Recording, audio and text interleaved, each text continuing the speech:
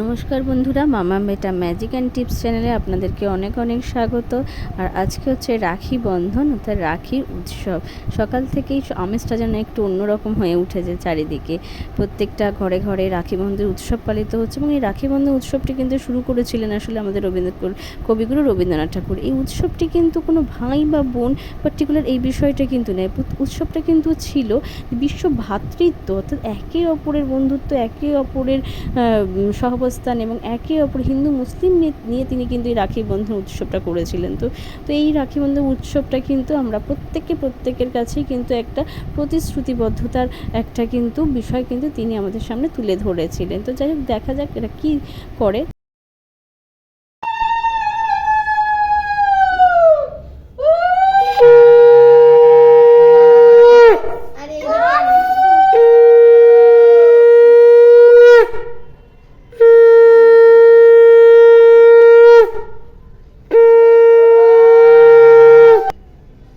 আমরা বাবা মারা সবসময় চাই নিজেদের সন্তানরা ভালো থাকুক, নিজেদের সন্তানরা সুস্থ থাকুক, সুস্থ স্বাভাবিক এবং একটা ভালো মানুষ যারা তোমাদের ছেলে মেয়ে সবাই সমান, তারা কেউই একে অপরের থেকে কম কিছু নয়। তাই আজকের এই অনুষ্ঠানের মাধ্যমে আমি সবাই কাছে একটাই কিন্তু প্রার্থনা করতে চাই যে এই রাখি উৎসবটা কিন্তু শুধুমাত্র যে রাখি পরিয়ে দেওয়াটা, মিষ্টি খাওয়ানোর বা পার্টিকুলার কোনো উৎসব করা তা কিন্তু না, এবং প্রত্যেকটা মানুষকে মনে রাখা,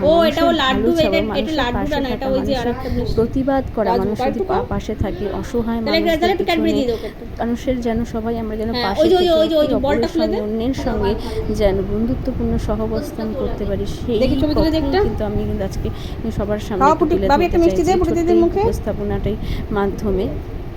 অনুষ্ঠানটি শেষে আমিও আমার ছেলেকে বলেছিলাম, শোনা তুমি দিদিকে বলো যে তুমি যেন দিদি যেন ভালো বড় হতে পারে, এবং দিদিকেও দিয়ে বলিয়েছিলাম যে তুমিও ভাইকে এইভাবেই কিন্তু একটু আশীর্বাদ করো এবং সত্যের পথে চলো।